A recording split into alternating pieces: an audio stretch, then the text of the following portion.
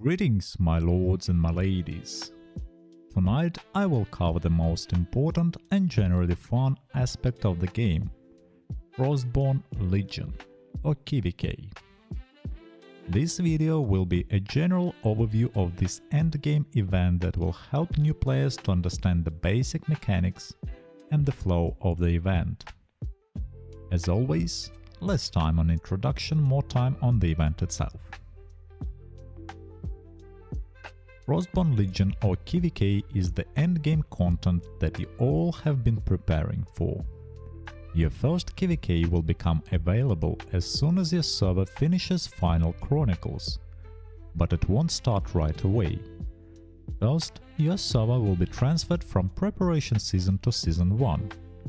Then, enter Preparation Zone, where you will wait for 3 more servers to form your bracket.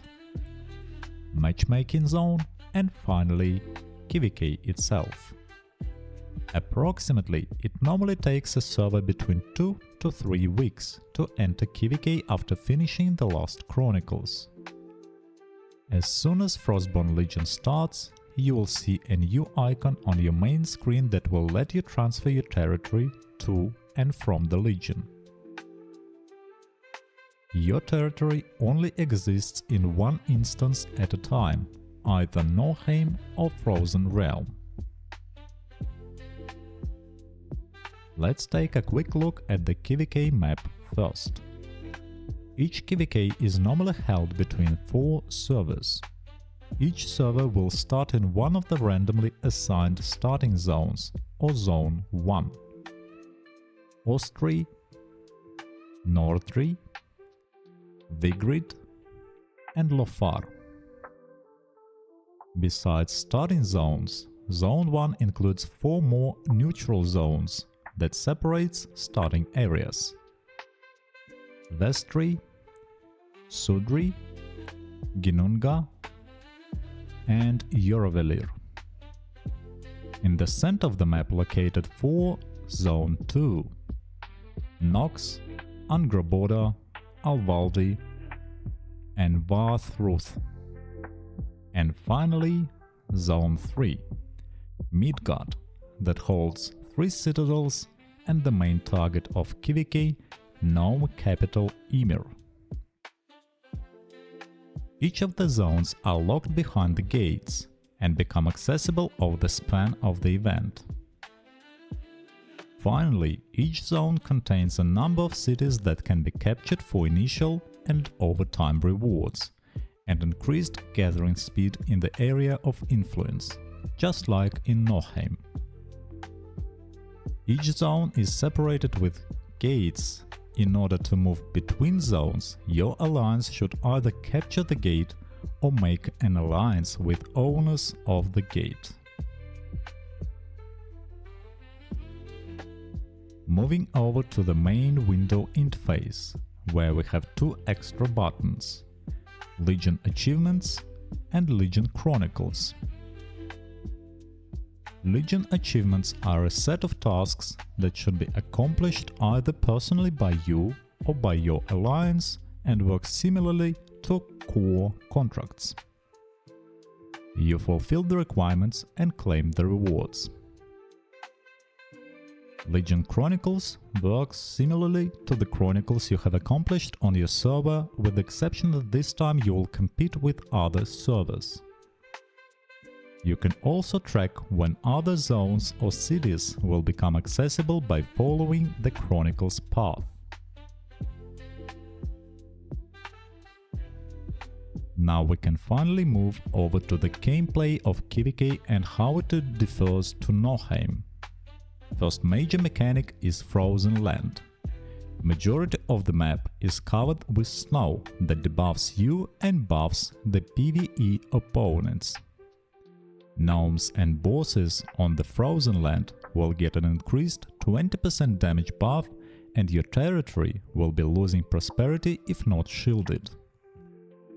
Besides that, all gathering nodes within Frozen Lands will have a reduced gathering speed. Talking about gathering, in Legion of Frostborne, you can gather from nodes of 1 level higher than in Norheim, That is, if your maximum gathering level node in Nohem is 8, you will be able to gather from level node 9 in Frozen Realm and so on. In order to fight the cold, you can either stay within the range of cities or gates that provide safe zones, or your alliance will need to build thermal towers that provide a safe area around them. Thermal towers are a special mechanic of KVK, and in this video I will give just a brief overview of it. When gathering resources in the Frozen Realm, 10% of the gathered resources will be added to the Alliance bank. Those resources are not deducted from the amount gathered, so don't worry about losing anything.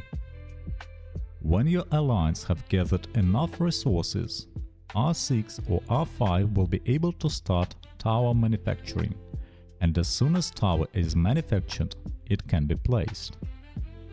Towers are used for creating green zones, where your territories can safely stay and gather without debuff, and claiming cities and gates. In order to be able to start the siege of either targets, your alliance needs to cover at least one tile with tower. You can also use your allies' towers for sieges. R6 can make an alliance with any other alliance from any server. Sometimes the data doesn't update properly, so you might have to relog or switch between characters in order to see the alliance applications. Pick your alliances carefully, as they will be able to pass through your gates and take advantage of your towers. Besides towers, your alliance will gain access to one more extra mechanic: Alliance Tactics. They work similarly to Lord Talents, but apply to all Alliance members. Tactics are divided into 3 branches: War, for increased combat capability; Defense, that revolves around troops training and relocations; and Expansion, that revolves around towers buffs and bonuses. At the start you will have 3 tactics points, and more points will be granted with different chronicles for a total of 24 points by the end of KVK. Only R6 or R5 can activate and assign tactics. Several important notes about KVK. Teleportation has a cooldown here, 20 minutes. It can be reduced or refreshed by using appropriate alliance tactics. Your alliance can claim only 10 cities at a time. R6 or R5 can abandon only 1 city a day, so plan everything ahead, according to new cities becoming available for capture, especially if you don't have allies or alt alliances that can help you drop extra cities. The number of gates the alliance can hold is unlimited. Main goal of KVK is to claim the capital Ymir. Although the rewards from holding Ymir will go to the alliance that controls it in the end of KVK, your server should be fighting as one team. Don't let those extra Legion coins become a seed of discord.